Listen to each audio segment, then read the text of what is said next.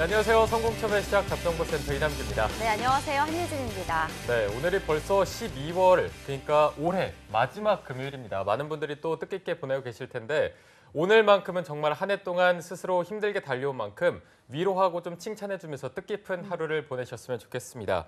자, 저희가 오늘은요, 왜 떨어졌나 시즌5 네 번째 지원자죠. 준수 학생의 토털 컨설팅이 진행되는 날입니다. 저희가 또 올해 마지막 금요일인 만큼 더 특급 솔루션이 나오기를 한번 기대해 보겠습니다. 네, 그리고 또 금요 스페셜인 만큼 2부에서는요. 여러분들의 취업 조력자이자 영웅들이시죠. 취업 어벤져스 특집이 준비되어 있으니까요.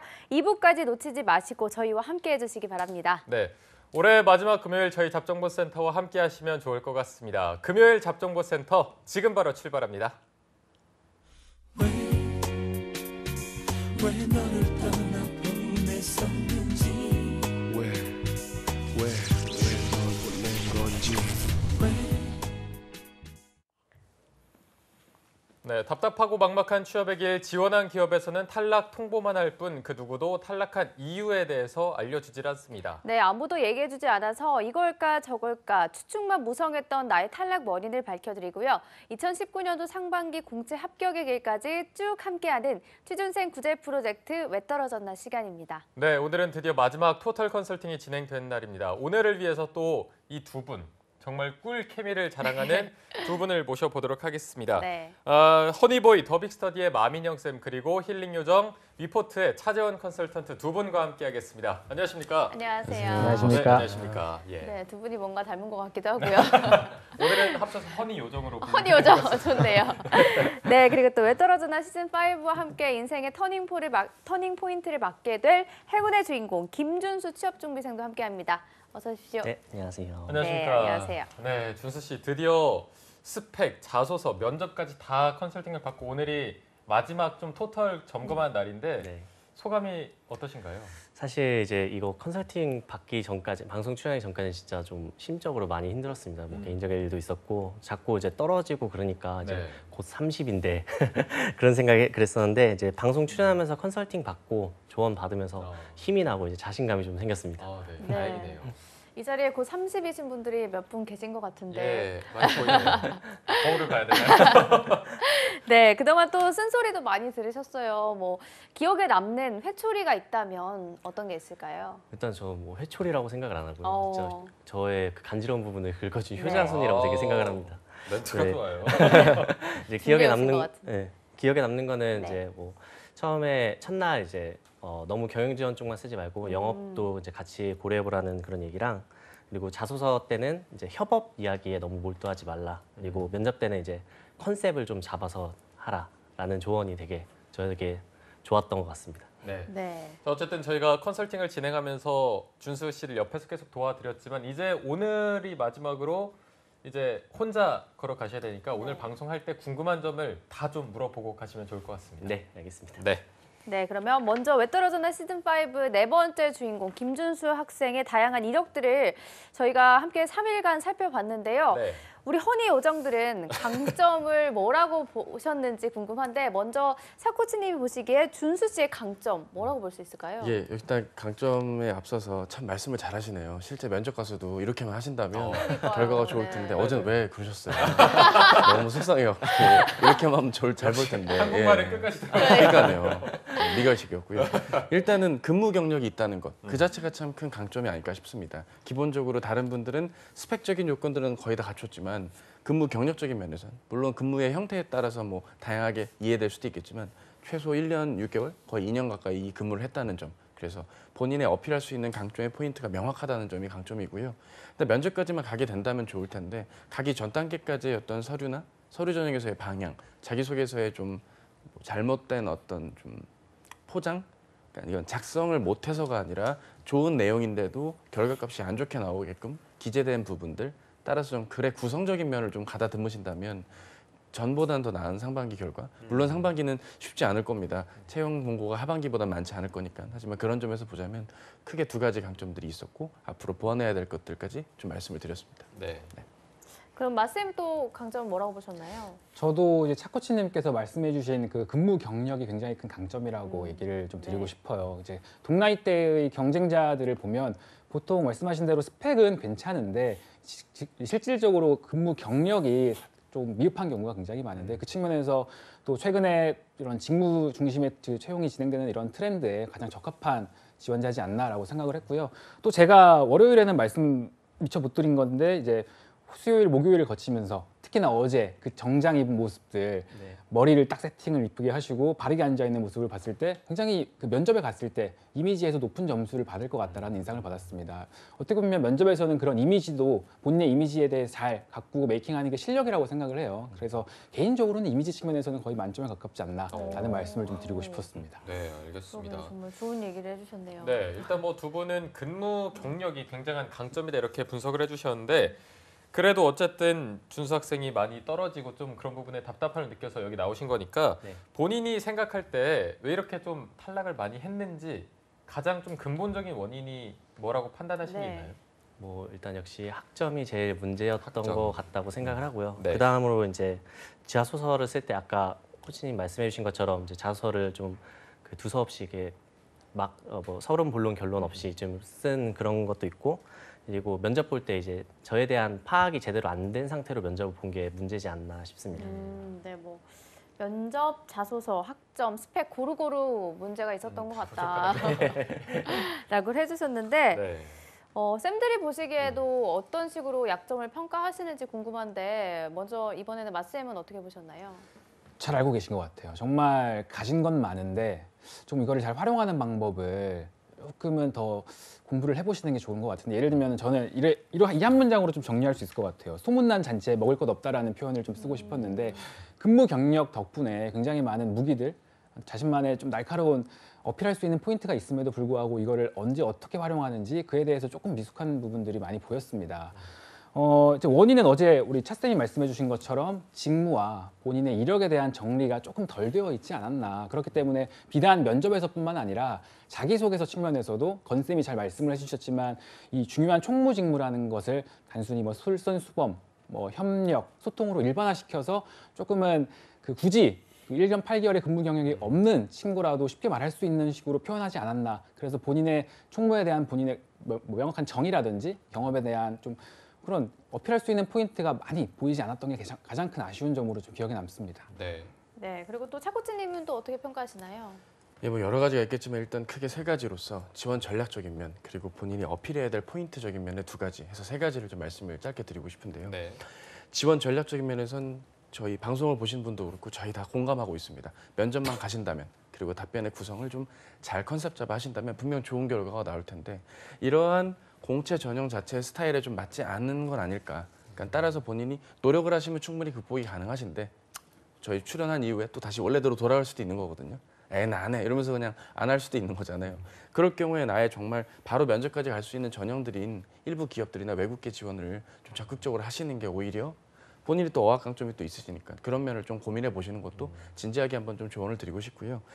그게 있는 것 같아요. 성향적인 면에서 총무 담당자로서의 강점을 설명하시는 건 좋아요. 뭐 협업을 잘해요, 얘기를 잘 들어줘요. 근데 그런 것보단 실제 담당할 업무에 준하는 과거의 경험들을 한번 정리를 하면서 본인이 이 직무와 얼마만큼 연관성이 있는지를 설명하시는 게 좋겠어요. 아무래도 잡다한 업무부터 굵직한 일들까지 다양한 요청을 받는 업무잖아요. 총무 업무가. 그렇지 않겠습니까? 근데 뭐 아다르고 어다르고 뭐 이렇게 해도 받아주고 저렇게 해도 받아주면 이 업무의 기준이 없는 거 아니겠습니까? 따라서 과거에 하셨던 여러 활동들이나 근무하셨던 계약직 업무 안에서도 명확한 판단 기준이나 업무 원칙을 제대로 기준 잡아서 지켜가시면서 성과를 냈거나 그 안에서의 어떤 갈등이나 의사결정을 명확하게 하셨던 그런 경험들 위주로 본인을 좀 전반부에 자기소개라던가 본인의 강점을 드러낼 수 있는 면의 경험으로 활용해 주셔야 되는데 협업 잘합니다. 사람 좋습니다. 뭐 리슨 케어풀리 할 줄 압니다. 이런 식으로는 좀 본인을 설득하기가 누구나 할 수 있는 얘기니까요. 그건 좀 어렵겠죠. 좀 더 직무에 특화된 부분을 설명해 주셨으면 좋겠다는 것.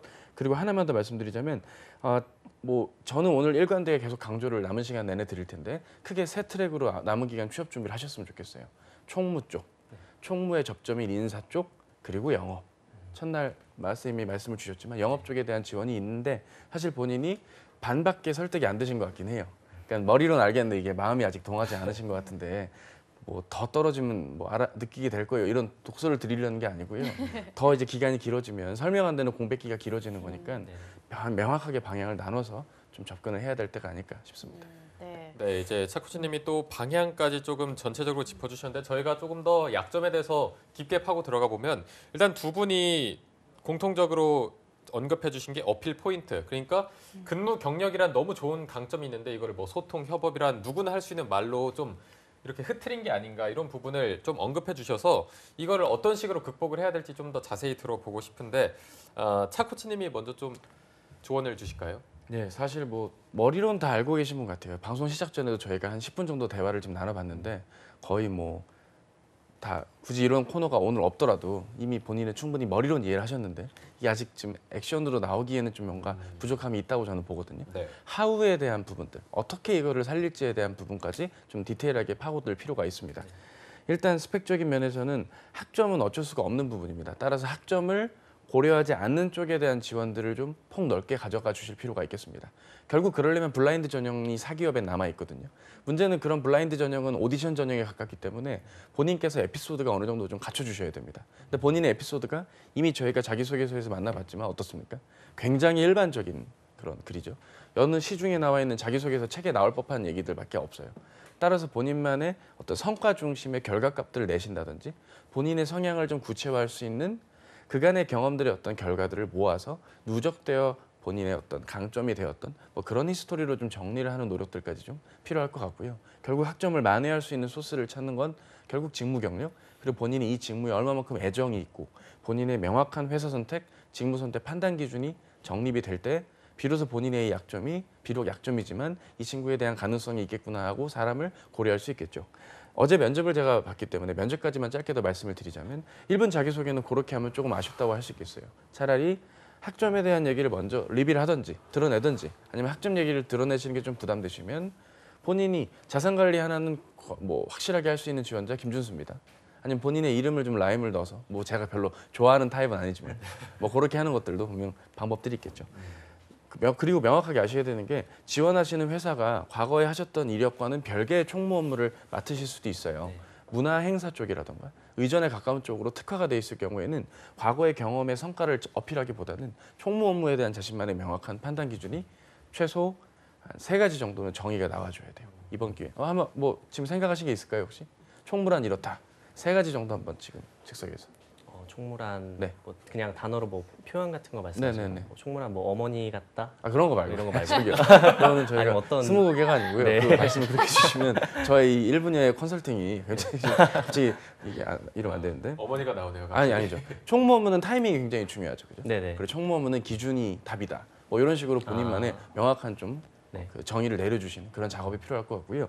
본인이 영업으로 넘어가면 또 얘기가 달라져요. 네. 제가 봤을 때는 본인이 어떤 성과를 냈다보다는 사람과의 어떤 접점에서 본인이 어떻게 어필이 가능한 사람인지 그리고 어려움을 딛고 극복하고 끈기 있고 꾸준하게 사실 총무하셨던 업무 자체가 뭔가 이렇게 확 성과가 나는 일이라기보단 꾸준하고 성실하게 어떤 유지와 관리 차원에서의 일들이 많다 보니 본인의 이런 좀 끈기 있고 좀 꾸준하게 주어진 업무를 좀 끌고 갈 줄 아는 그런 내구성 혹은 스트레스 내성적인 면들 혹은 뭐 목표 지향적인 성향이 나 개인이 혼자만 다 이루는 게 아니라 함께 이루어낼 수 있다는 부분들 뭐 이런 쪽으로 좀 어필을 해서 총무를 지원할 때랑 완전 다른 방향의 자기소개서와 면접 답변들이 나와줘야 된다는 거 이것도 좀 말씀드리겠습니다. 네, 또 굉장히 폭넓게 조언을 해주셨는데 맞쌤의 조언도 한번 좀 들어보도록 하겠습니다. 거의 이제 저는 우리 차쌤이랑 같은 맥락에서 말씀을 드리고 싶고 첨언을 하자면 말씀하신 것처럼 본인만의 뭐 총무 직무에 대한 정의 그리고 기준을 잡자라고 말씀해 주셨는데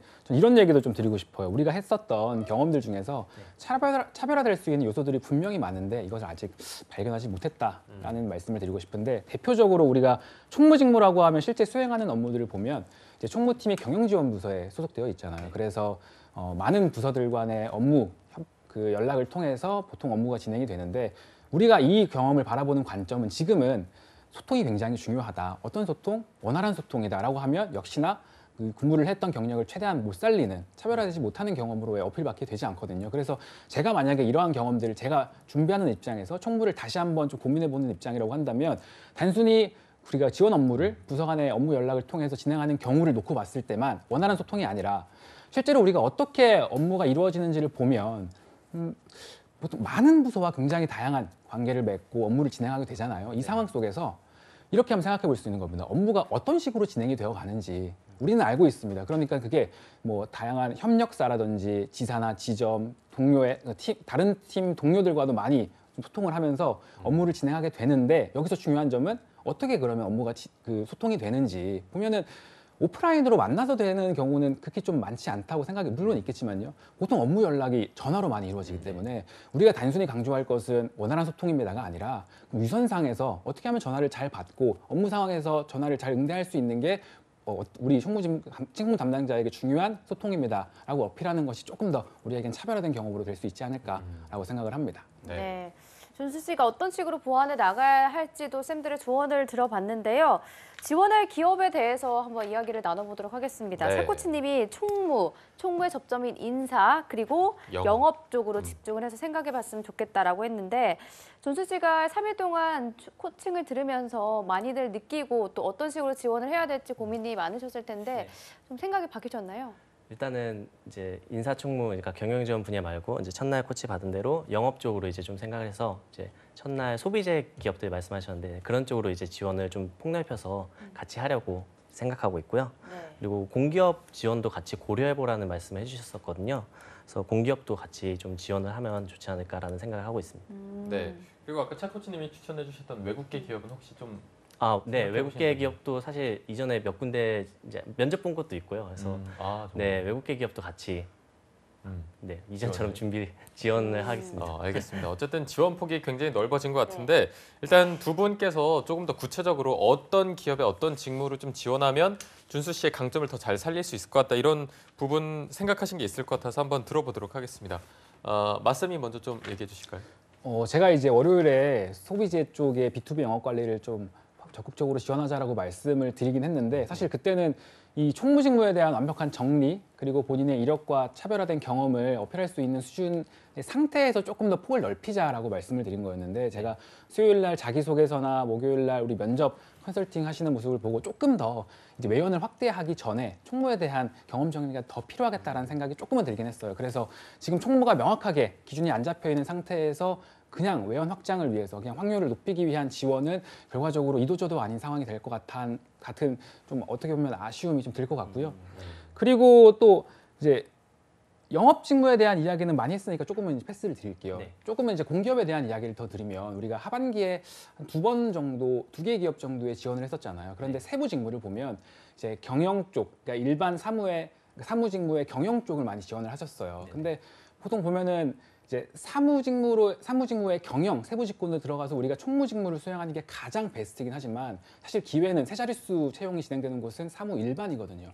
예를 들면 한국전력공사의 사무라든지 국민건강보험공단의 행정직과 같은 경우가 바로 이 사무 직무, 그중에서도 일반직을 보통 생각하시면 될 것 같은데 물론 당연히 기업 내에서 수행하는 업무 목적 자체는 다를 수가 있습니다. 사무로 들어가도 경영으로 업무를 수행하느냐, 일반직을 수행하느냐. 하지만 큰 틀에서 봤을 때 지원 업무를 수행한다는 그 업무상의 유사성은 분명히 존재하거든요. 그렇기 때문에 만약에 제가 물론 이제 영업 직무를 말씀드렸지만 총무 직무 그 정리를 하면서 내가 조금은 밖에 나가서 조금은 더 상대적으로 동적인 영업 관리 직무를 수행하는 데 있어서 조금은 부담스럽다라는 생각이 들었을 때는 공기업에 사무 직무를 지원하되 지금처럼 경영 지원에만 너무 쏠린 지원보다는 일반 사무 쪽도 같이 한번 노려보는 게 우리한테 더 좋은 기회가 될 수 있을 것 같다라는 말씀을 드리고 싶습니다. 네, 일반 사무까지.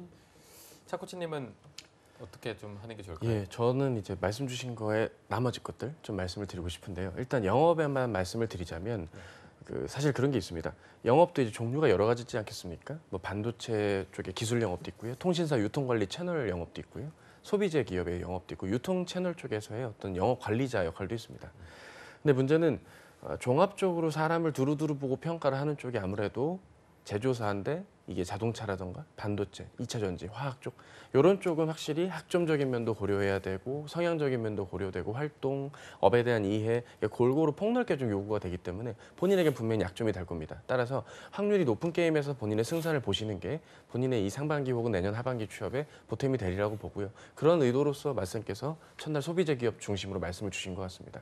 그러면 솔직히 본인이 지금 연결고리가 거의 없다시피 하기 때문에 지금부터 좀 기업 분석을 면밀히 하시거나 기업 분석보다 업종 분석을 좀 하시는 게 좋습니다. 뭐 책을 굳이 살 필요는 없고요.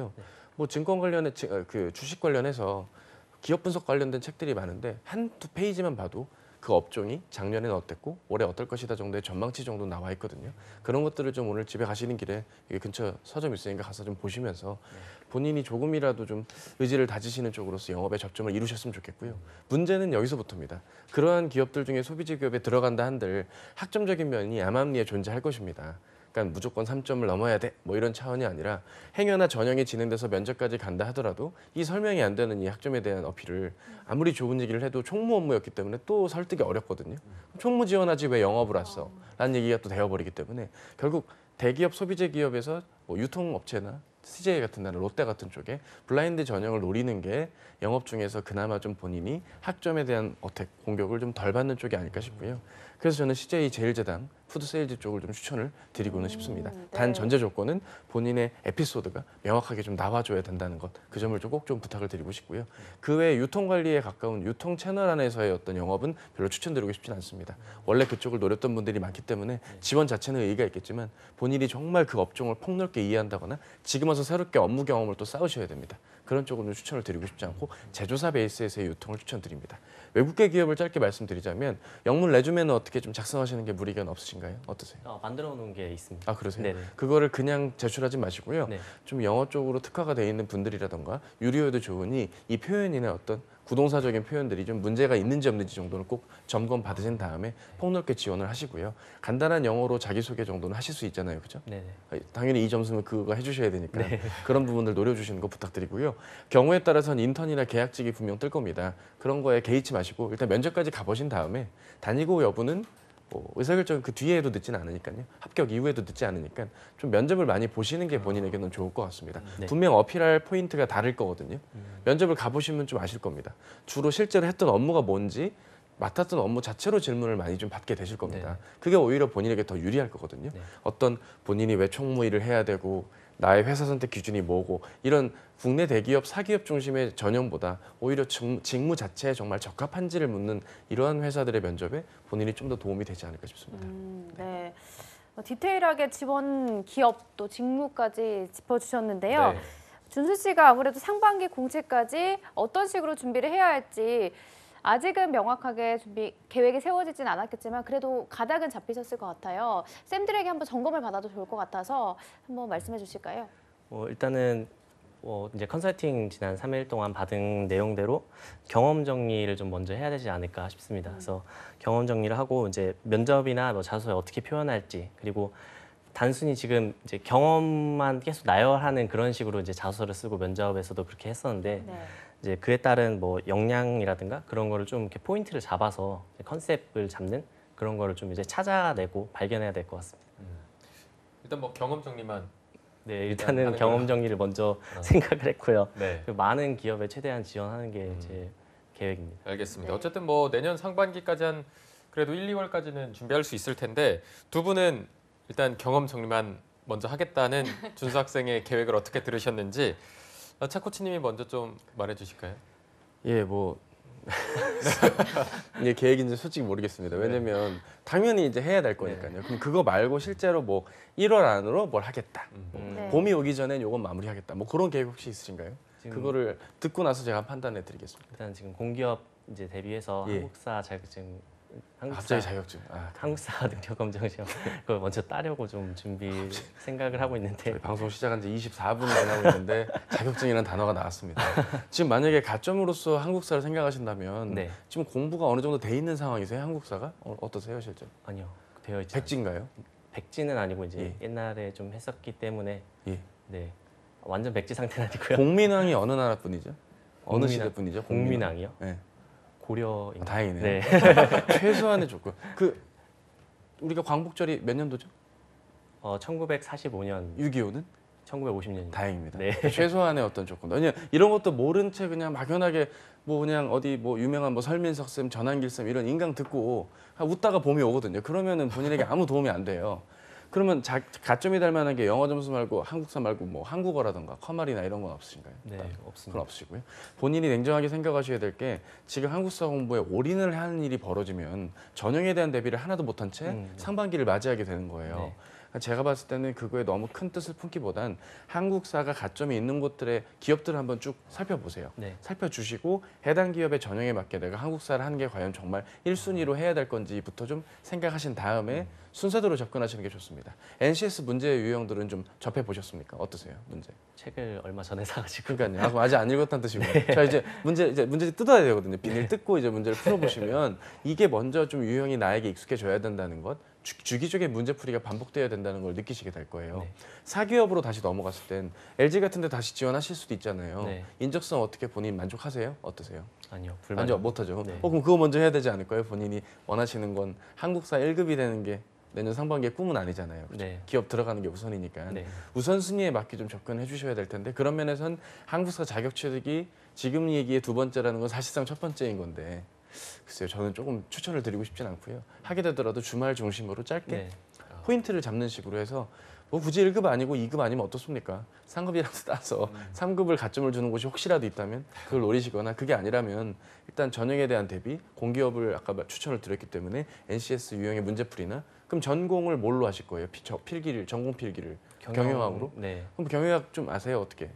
공부를 해야 됩니다. 그러니까요. 그게 더 우선순위니까 우선순위에 입각하는 게 좀 필요하지 않을까. 저라면은 1월 안으로 경영학 중심으로 전공 필기로 공부를 기본으로 한 바퀴 돌리시고요. 네. NCS 문제풀이를 주말 중심으로 푸시면서 토요일 오후 조금 졸리실 때 한국사 잠깐 보시는 거. 그러니까 네. 인강이나 무료 강의 뭐 큰별쌤 이런 것도 있잖아요. EBS. 그런 걸 좀 보시면서 문제 유형을 좀 익혀주시면서 시험 한번 가벼운 마음으로 보자. 이런 취지로 이해하시는 게 오히려 본인에게 더 좋을 것 같습니다. 네. 네, 뭐한 질문 두세 개로 바로 이렇게 드러나네요. 준 학생이 네. 지금 어떤 게 준비가 안 되는지. 네. 일단은 뭐 전공 준비, 경영학 준비를 많이 하시고 NCS 인적성하고 한국사는 거의 조금 안 해도 네. 될 정도로 무방할 정도로 말씀해 주셨는데 맞쌤은 좀 동의하시나요? 어떻게 보십니까? 전적으로 동의를 하고요. 일단은 만약에 경영 전공을 한다고 하시면 경영 전공이 우리 공부의 거의 한 7, 8화를 차지해야 될 텐데 그에 앞서서 한국사 먼저 좀 준비한다는 게 조금 아쉽게 느껴졌습니다. 그리고 이제 뭐 차코치 쌤도 말씀을 해주셨지만 우리가 앞으로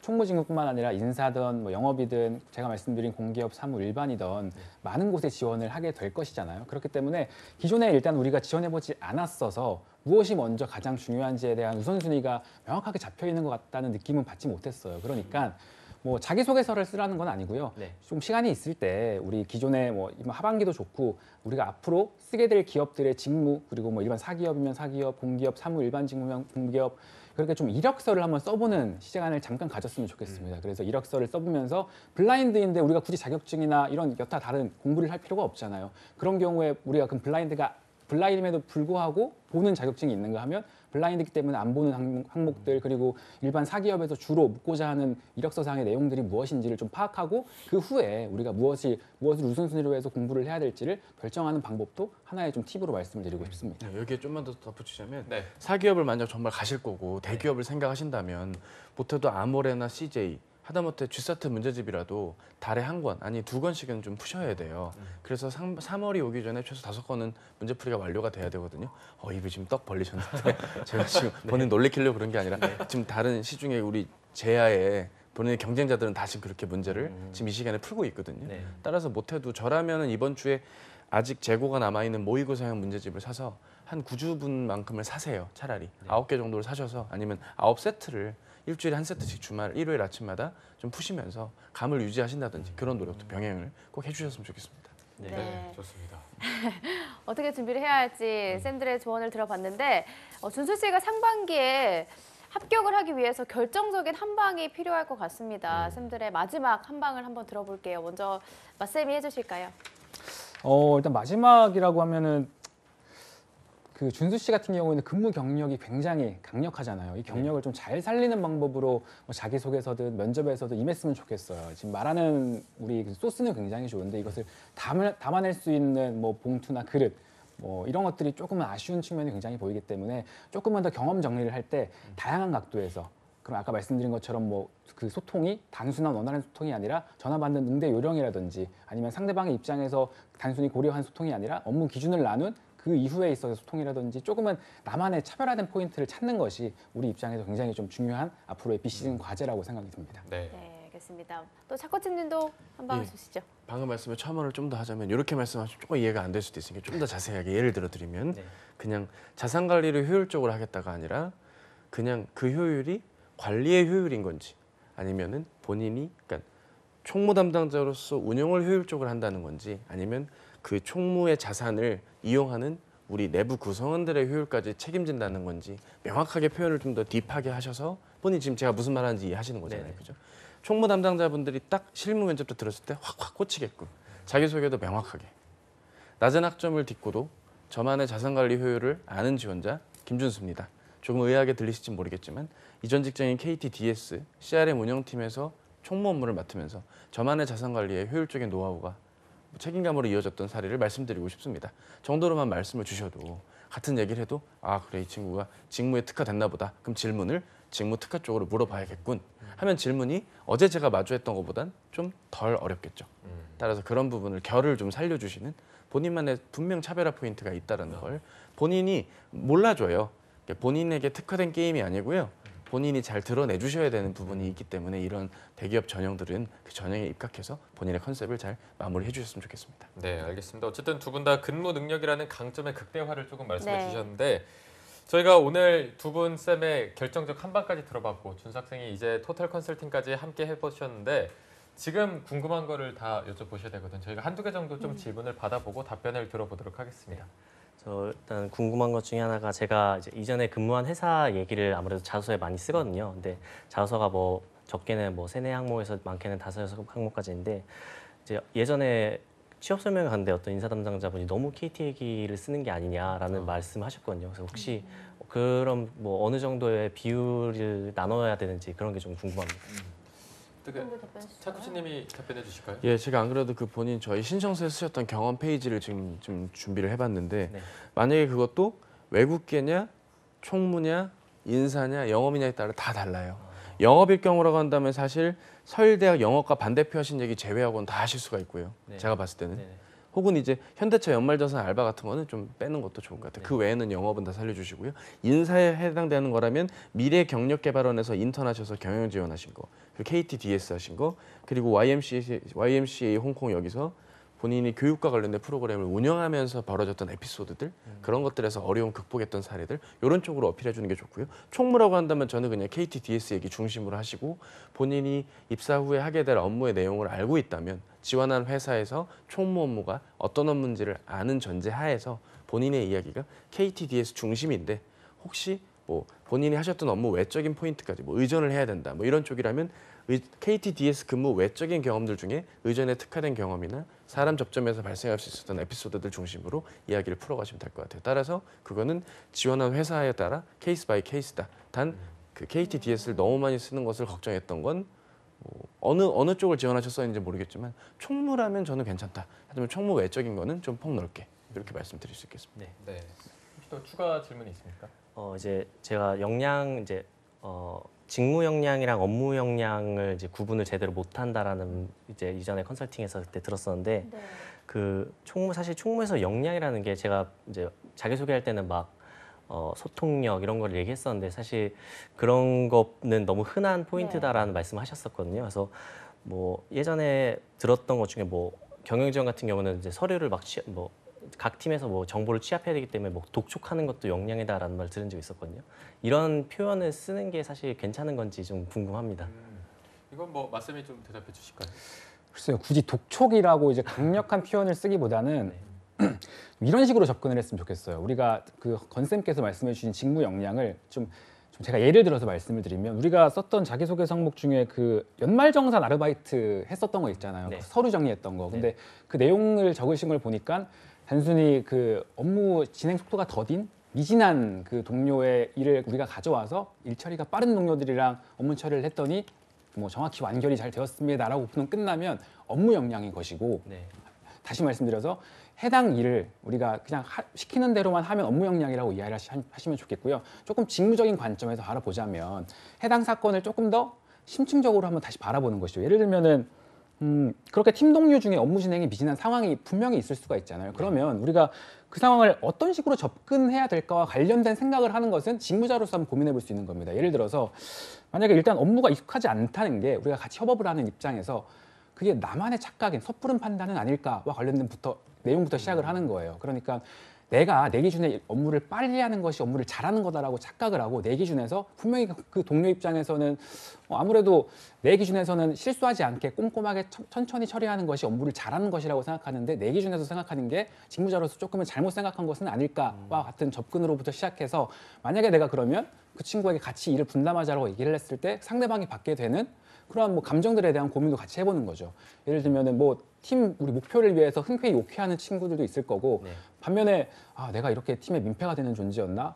나는 안 될 거야라고 앞으로 계속된 그 업무에서 실수를 반복하는 상황도 있을 거고 이렇게 같은 업무 속에서 내가 직무자라고 한다면 해당 상황을 조금 다각도로 바라봄으로써 더욱더 내가 심층적인 고민을 할 수 있는 모습을 보여주는 게 굳이 뭐 독촉이라는 표현을 사용하지 않더라도 조금은 더 그 다각화된 우리 총무 직무자로서의 준수 씨 모습을 보여줄 수 있는 뭐 경험 소재로도 활용될 수 있고요. 이 포인트라고 생각을 합니다. 네, 알겠습니다.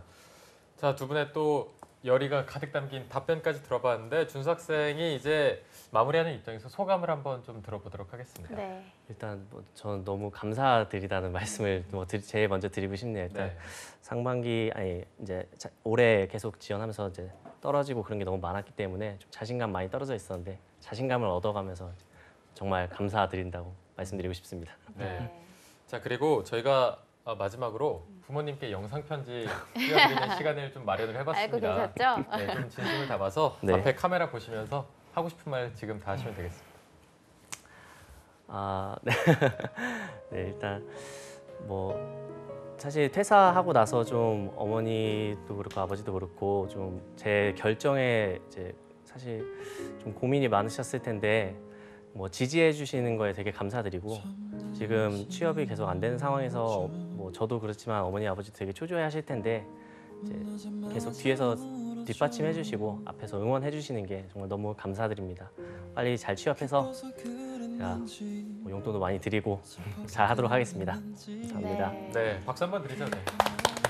네, 정말 준수 씨 첫날부터 느꼈지만 얼굴에 선함이 네, 너무 바른 가득해서 사람인 것 같아요. 네, 그래서 정말 잘 준비만 하신다면 내년 상반기 때는 좋은 결과가 있지 않을까 생각이 듭니다. 어려운 결심이었을 텐데 출연해 주셔서 감사하고 좋은 결과 있으시면 저희한테 꼭 연락 주시는 거 네, 잊지 알겠습니다. 마시기 네, 바랍니다. 기다리고 있겠습니다. 네.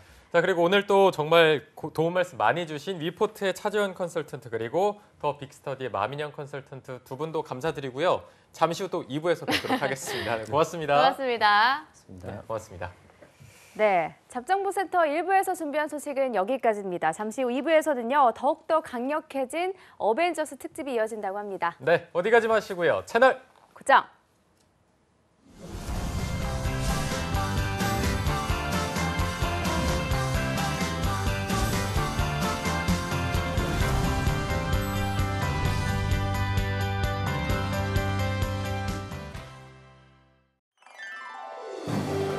한국 직업 방송을 보면 취업이 보입니다.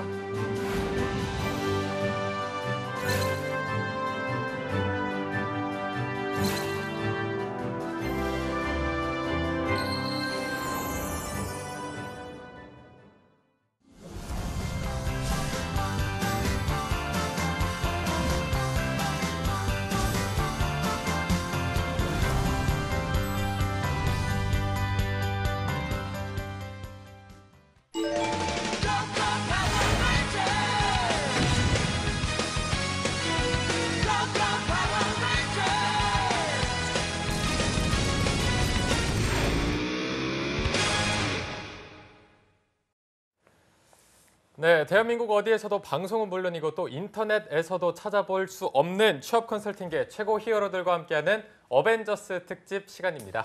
네, 오늘 어벤져스는요, 일부의 허니 요정들이죠. 차코치님, 맛쌤과 함께 또 커리어 컬리지의 센 언니죠. 임송아 컨설턴트 세 분과 함께 하겠습니다. 쌤들 안녕하세요. 안녕하십니까? 안녕하세요. 네, 안녕하십니까? 안녕하십니까? 자, 이제 저희가 다 사이좋게 한 살씩 더 먹게 됐습니다. 며칠 남지 않아서 좀 소감을 들어봐야 될 것 같습니다. 한 해를 좀 어떻게 마무리할 예정이신지 또 새롭게 합류하신 송하쌤부터 좀 들어보도록 하겠습니다. 한 해 마무리 어떻게 해야 되죠? 하기 싫죠? 저는 정말 내년이 오지 않았으면 좋겠어요. 근데 목소리가 네. 요즘 날씨가 너무 추워서 그런지. 그게 아니고 제가 요새 아침에 라디오를 하거든요. 아, 정말요? 그래서 제가 원래 늦잠의 아이콘이잖아요. 근데 요새 6시, 5시에 일어나느라고 좀 무리를 한 것 같습니다. 정말 무리하셨네요. 네네네. 몸에 맞지 않는 걸 하면 조금 몸이 아플 수도 있는데 네네네. 새해에는 조금 더 건강한 모습으로 감사합니다. 뵙기를 좀 기도해 보고요. 네. 차코치님도 몸이 살짝 안 좋으신 것 같은데 돌아왔습니다. 돌아오셨어요. 오늘 목소리 들어보시면 아시겠지만 하루 만에 또 그럼요. 꾀꼬리 같은 목소리로 들어왔습니다. 쉽지 않겠죠. 받아들이시기 쉽지 않은 거 알지만 어쨌든 연말이 왔고 사실 저는 30대 중반이라 하나 먹더라도 큰 차이는 없습니다. 작년보다 더 나은 내년을 기약하면서 내년에도 뭐 열심히 방송 출연하고 또 많은 분들께 취업 도움 드리는 뭐 그게 뭐 앞으로 저희 어떤 커리어 아니겠습니까? 내년에도 잘했으면 좋겠네요. 분위기가 갑자기 또 차분해져갖고 뭐 어떻게 마무리해야 할지 모른다. 또 카메라 계속 저한테 비춰주고 있으니까 말은 이 정도로 하는 게 좋을 것 같습니다. 갑분싸라고 하죠 이런 거. 그렇죠. 또 갑자기 분위기가 좀 차가워지는 차코치님과 같이 차분해졌어요. 가쁜 차. 네, 가쁜 차. 그리고 마지막으로 이제 또 계란 한 판이 되시는 맛쌤이 소감이 남다르실 것 같습니다. 그래도 그나마 저희 이제 쌤들 저 포함해서 3분 중에는 제가 가장 젊은 피이긴 한데 그렇죠. 좀 감회가 저는 이제 앞자리가 바뀌다 보니까 좀 새롭긴 합니다. 그래도 이제 한 해를 돌아보는 입장에서 과거에 내가 뭐 세웠었던, 그러니까 연초에 세웠었던 뭐 그런 계획들이나 좀 이뤄야 될 것들 뭐 한번 다시 한번 점검해보는 시간을 갖고 있는데, 그리고 또 뭐 그동안 연락 못 드렸던 분들도 연락을 드리고 있고요. 앞으로 이제 내년 2019년은 어떻게 좀 잘 보낼 수 있을지 뭐 천천히 지금 준비를 하고 있는 그런 상황입니다. 네, 알겠습니다. 네. 뭐 또 남규 씨도 계란 한 판이 됐으니까 소감을 굳이 한번 또 들어봐야 될 것 언급을 같아요. 생각보다 별 타격이 없습니다. 아, 그래요? 네. 근데 자꾸 좀 움츠러들고 그런 게 이것 때문인지는 잘 모르겠지만 그것 때문일걸요. 또 서른인 만큼 경력이 더 쌓이고 더 좀 성숙해질 수 있는 기회 아니겠습니까? 맞아요. 위로 좀 해주세요. 그럼요. 남자는 30부터라고 하더라고요. 맞죠? 35 정도. 그래요? 아직 5년 남았네요. 네. 아직 많이 남았네요. 그럼요. 한참 알겠습니다. 더 열심히 해보겠습니다. 네. 네, 알겠습니다.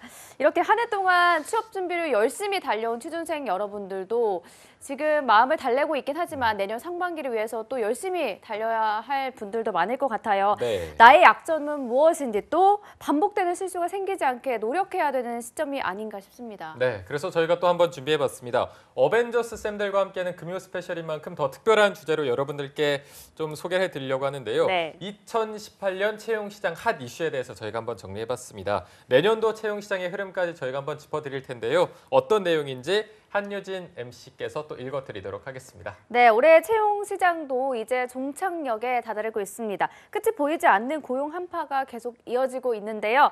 구직자들에게도 올해 역시 다사다난했던 한 해가 아니었나 싶습니다. 네. 2018년 채용 시장의 핫 이슈, 과연 인사 담당자들은 어떤 사건들을 키워드로 뽑았는지 지금 준비를 해봤습니다. 한 취업 포털 사이트에서 인사 담당자 300명을 대상으로 올해 채용 시장 핫 이슈 탑5를 조사한 결과 1위가 44.3%로 주 52시간 근무제가 꼽혔고요. 2위는 최저임금 인상으로 33.3%, 3위는 제조업 부진으로 인한 고용 하락 5.7%, 4위가 블라인드 채용이었고요. 마지막으로 5위는 탄력 근무제 확대 순으로 꼽혔다고 합니다. 네. 자, 2018 채용시장 핫 이슈 탑5에 대해서 알아봤습니다. 저희가 하나하나 좀 살펴보도록 할 텐데 역시나 첫 번째는 주 52시간 근무제가 맞아요. 꼽혔습니다. 일단 송하쌤은 딱 1위로 꼽힐 만한 사안이었나 좀 동의하시나요? 굉장히 중요하죠. 왜냐하면 이거를 뽑는 지금 대답한 인사 담당자들도 본인들도 이제 근로자기 때문에 네. 본인들에게 가장 중요한 이슈니까 아하. 가장 중요하다고 뽑았을 것 같습니다. 네. 그렇군요. 왜 좀 이렇게 좀 중요하게 생각하는지 그 이유가 따로 있을까요? 왜냐하면 그 요즘에 실제로 그 한 취업 포털 사이트에서 조사한 결과를 봐도 학생들이 지금은 이제 연봉보다 워라밸을 본인이 직장을 선택하는 기준으로 꼽는다고 했고요. 네. 그렇기 때문에 실제로 들어간 분들도 워라밸을 위해서 주 52시간 근무제는 필수적이다. 이렇게 이야기를 많이 하시는 것 같습니다. 그래서 실제로도 굉장히 재밌는 통계가 있는데 그 이 쿠폰 있지 않습니까? 우리가 뭐 이렇게 쿠폰 나누는 거. 네네. 그 그거에서 레스토랑이나 그런 식당 쿠폰 매출이 30% 이상 증가를 했다라고 해요.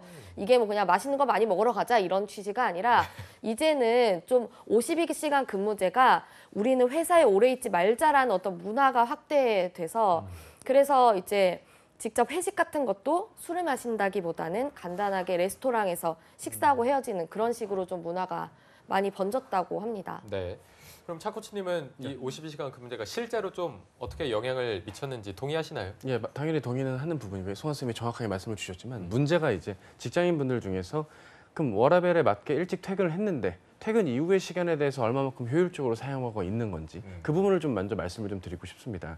왜냐하면은 예를 들어서 5시 반, 8시 반에 출근해서 5시 반에 퇴근을 하고 끝나고는 이제 할 게 없는 겁니다. 분명 업무가 있는데 PC가 오프가 돼요. 그럼 본인은 이제 퇴근을 하고 목적 없이 그냥 지인들 만나서 그냥 가볍게 반주를 하신다거나 물론 네트워크를 다지고 인맥을 관리하는 건 좋은 의도겠지만 본인이 직장 생활 이후에 자신의 어떤 자기 개발적인 요인들이라든가 여러 가지 면을 좀 고민하면서 자신의 어떤 인생을 가꾸어 나가는 데 초점을 둬야 되는데 그냥 그 자체가 갑자기 뭐 더 그냥 끝나다 버리니까 그냥 퇴근 이후의 삶에 대한 부분을 고민을 안 한 채 막연하게 시간을 허비한다면 오히려 더 큰 부담이 될 수도 있는 거거든요. 또 하나 부탁드리고 싶은 건 그 이전까지는 사실 야근을 하는 분들이 꽤 많았어요. 그러니까 뭐 오전에는 뭐 수다 떨고 오후에는 그냥 식사 드시면서 담배 한 대 태우시고 이러다가 그냥 이제 슬슬 일을 해볼까 하면서 저녁을 회사에서 굳이 드신 다음에 배달해서 드신 다음에 업무를 그제서야 하시면서 나 오늘 일 제대로 하고 왔다 뭐 이런 느낌으로 직장 생활 하시는 분들이 원래 신입 때는 안 그랬지만 이게 연차가 쌓일수록 그런 분들도 계시고 저 또한 과거 직장에서 그러했던 분들이 극히 일부였지만 좀 계셨거든요. 그런 면에서 보자면 5위에 꼽혔던 탄력 근무제 같은 것들이 좋은 보완제가 될 거라는 생각도 하게 됩니다. 제가 전에 있던 직장인 E&M, 물론 저는 오쇼핑 부문이지만 E&M의 E&M 부문이나 오쇼핑 부문의 어떤 PD나 MD 직군들은 탄력 근무제를 이전부터 해왔던 직무들이었기 때문에 그런 면에서는 앞으로 이러한 주 52시간에 따른 약간의 부작용들을 탄력 근무제 같은 걸로 만회할 수 있지 않을까 뭐 저는 그렇게 좀 생각을 하게 됩니다. 네.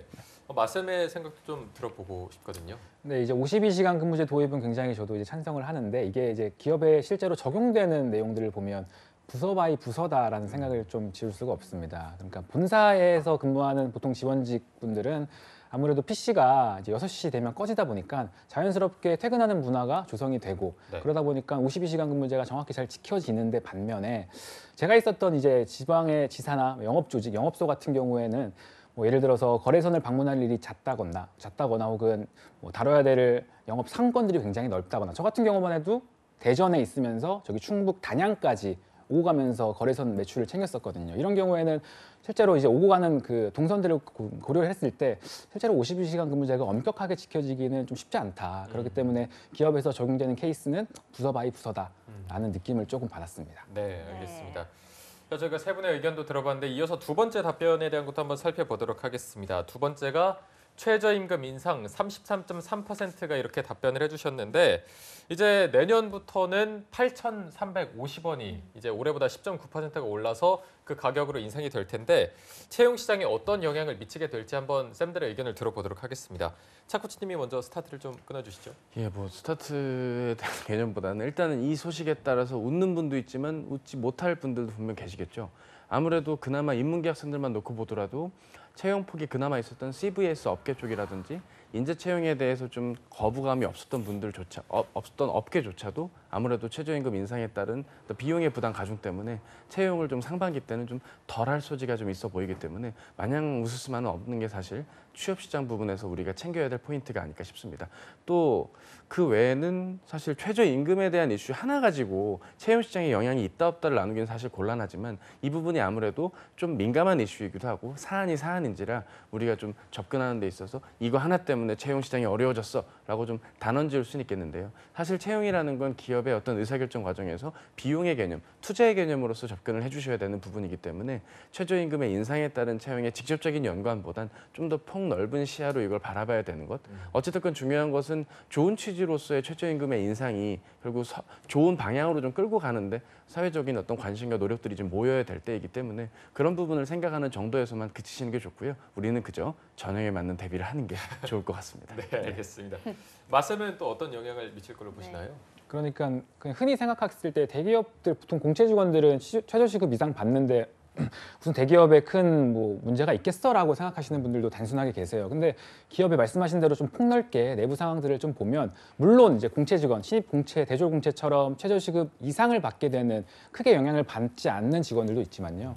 뭐 고졸이나 초대졸 출신의 뭐 임직원이라든지 혹은 제가 있었던 롯데와 같이 이런 제조업체 같은 경우에는 이마트나 롯데마트 이런 납품업체에다가 협력업체, 그 파견 직원을 보통 보내는 경우가 굉장히 많아요. 근데 이러한 협력, 판촉 사원분들은 일반적으로 최저시급 기준으로 일할 계산해서 급여를 드립니다.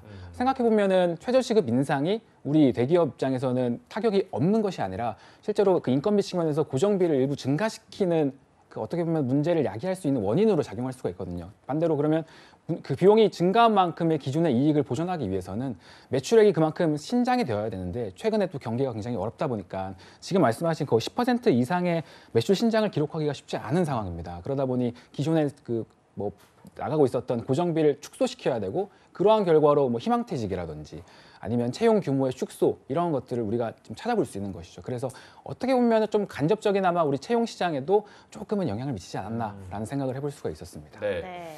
그리고 송하쌤의 의견이 개인적으로 기대가 되는 게 또 이제 사업을 하시는 입장으로서 최저임금이 좀 오르면은 부담이 될 수밖에 없을 것 같거든요. 어떻게 좀 바라보고 계시나요? 그렇죠. 목이 목이 메이네요. 정말 최저임금 때문에 목이 메어요. 그래서 그 실제로 이번에 52시간 근무제를 통해서 굉장히 채용이 확대됐다 이런 조사 결과가 있는데 사실 그건 최저임금제 및 주 52시간 근무제를 시행하기 위해서 약간 조작이라고 할 수는 없지만 일부분을 너무 크게 부풀려서 이야기한 거라고 볼 수가 있거든요. 실제로 4만 명 중에 대부분은 판매직이나 생산직에 관련된 채용이었는데 제가 요즘에 목소리도 이렇고 네. 너무 걸크러쉬 이래서 곧 마녀 정도까지 별명이 과해질 것 같아서 맞아요. 저도 이제 요정을 하나 붙이려고 아하. 제가 차트 요정으로 한번 어. 캐릭터를 잡아봤어요. 네. 그래서 차트를 준비했는데 제대로 실제로 많이 해오시네요. 저번에는 또 제가 흑백으로 뽑았다가 네. 이번에 돈 좀 써서 컬러로. 실제로 2018년에 채용 규모가 얼마나 커졌냐 해서 사실 보시면 뭐 반도체 호황이다 해서 제조업 분야나 그런 쪽이 굉장히 채용이 두드러졌을 것 같지만 실제로 가장 크게 뽑은 곳은 서비스 업종이고요. 네. 그 다음에 금융업이 큰 이유는 이제 은행권 채용 때문입니다. 그래서 은행권 채용 다음에 IT나 이런 쪽은 워낙 소프트웨어가 강하기 때문이고 그 다음에 이제 제조업 관련 분야 이렇게 돼 있거든요. 그래서 사실 이렇게 주 52시간 근무제나 아니면은 최저임금 같은 부분이 자꾸 커지면 우리가 생각하는 양질의 그런 고용은 더 줄어들 수밖에 없어요. 이거는 제가 피자 굉장히 좋아하는데 피자를 레귤러에서 라지 사이즈로 키우는 게 아니라 조각을 얼마나 큰 조각으로 나눌까의 문제이기 때문에 저는 이건 좀 채용 시장에 악영향을 미칠 것으로 보고 있습니다. 악영향으로 알겠습니다. 네, 알겠습니다. 이어서 이제 3위 음. 꼽혔던 채용 시장 하디스는 바로 제조업 부진으로 인한 고용 하락인데요.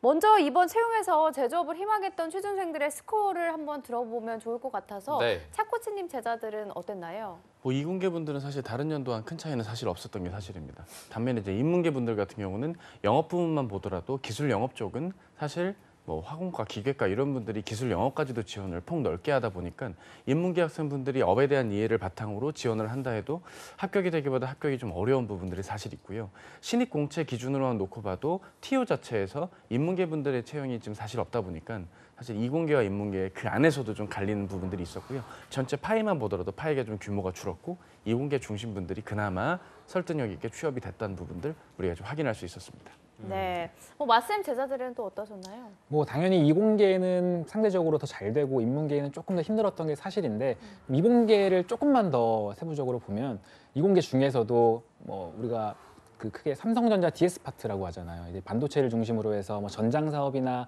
그에 관련 부품 기업들을 주로 노렸던 친구들은 아무래도 많은 기회를 얻고 좀 결과가 좋았던 것은 있는 것 같습니다. 하지만 이공계 내에서도 좀 자동차 관련 프로젝트 그렇기 때문에 완성차 업체인 현대자동차, 기아자동차를 위주로 준비했던 친구들 그리고 1, 2차 벤더까지 좀 지원을 많이 했었던 친구들은 상대적으로 좀 이공계 내에서도 비니핑 부익부 조금은 빈에 가까운 기회를 좀 얻지 않았나라는 아쉬움이 조금 있었던 한 해였던 것 같습니다. 네, 알겠습니다. 자, 그리고 또 5위를 차지했던 탄력 근무제는 아까 차코치님이 잠깐 언급을 해주셔서 4위의 블라인드 채용에 대해서 송하쌤의 의견을 좀 듣고 마무리를 해볼까 합니다. 지금 송하쌤이 보실 때 블라인드 채용의 현황 좀 어떻게 보고 계시나요? 제가 또 차트 요정이라. 꾸준히 밀고 계시네요. 그럼요. 옷이 너무 블랙이라. 제가 예, 이것도 제가 판매하는 옷이라 입고 출연해야 해서 예. 네네. 의견을 또 말씀해 주시죠. 예. 죄송합니다. 그래서 블라인드 채용에 대해서 얼마나 기업들이 선호하고 있는지를 조사한 자료인데요. 한 취업 포털 사이트에서 실제 조사를 했는데 보시면 블라인드 채용을 앞으로 하겠다는 기업은 30% 정도고요. 안 하겠다가 30%, 그리고 나머지는 무응답인데 무응답은 안 하겠다는 거거든요. 좀 왼쪽으로 더 이렇게 보여주실까요? 그래서 60% 정도가 블라인드 채용을 원하지 않고 있다라는 것이 실제 통계라고 보실 수가 있습니다. 네. 그리고 만약에 하게 되면 서류만, 면접만 혹은 둘 다에 대해서도 60% 정도는 한다고 하더라도 서류 혹은 면접만 하겠다라고 했는데요. 이번에 은행권 채용이 2차 면접에서만 죄송합니다. 2차 면접에서만 블라인드를 하지 않았었는데 굉장히 배수를 많이 뽑고 결국에는 서류를 어느 정도 본 상태에서 뽑았다는 그런 의견들이 다수가 있습니다. 그래서 사실 서류 면접 모두를 블라인드 하지 않은 건 블라인드라고 볼 수가 없기 때문에 이런 점에 있어서 기업들은 블라인드 채용을 좀 꺼려한다라는 것이 제가 생각했을 때 입장입니다. 네. 네. 네. 차코치님이 마지막으로 좀 마무리한 입장에서 2019년도 채용시장 전망 짧게 좀 들어보도록 하겠습니다. 네, 사실 전망이라는 건 어느 정도 기대하는 바가 있기 때문에 전망을 하는 거 아니겠습니까? 사실 나와 있는 여러 이슈들 저희가 목매어 울부짖으면서 저희가 오늘 나눠드렸던 이런 이야기들이 그냥 의뢰 지나가는 이야기들이 아니고요. 준비하신 우리 송하쌤의 자료라던가 말씀의 산업에 대한 특징들을 골고루 그리고 제가 각 계열별로 드렸던 조언들 잘 참고하셔서 내년도 사실 큰 차이는 없을 거라고 봅니다. 오히려 저희가 우려했던 부분은 더 확대가 될 것이고요. 블라인드 채용 중심으로 좀 더 본격화된 어떤 채용의 좀 새로운 기준들이 앞으로 우리를 마주할 것이니까 변화하는 전형에 맞게 저희 잡정보센터 방송 잘 참여해 주시고 시청해 주시면서 잘 대응하시면 좋을 것 같습니다. 네, 알겠습니다. 오늘 세 분과 함께했고요. 금요 스페셜은 여기서 마무리하도록 하겠습니다. 잡정보센터는 오늘 준비한 내용 여기까지입니다. 네, 저희는 다음 주 월요일 오전 10시에 왜 떨어졌나 시즌5로 찾아뵙겠습니다. 시청해주신 여러분 고맙습니다. 고맙습니다.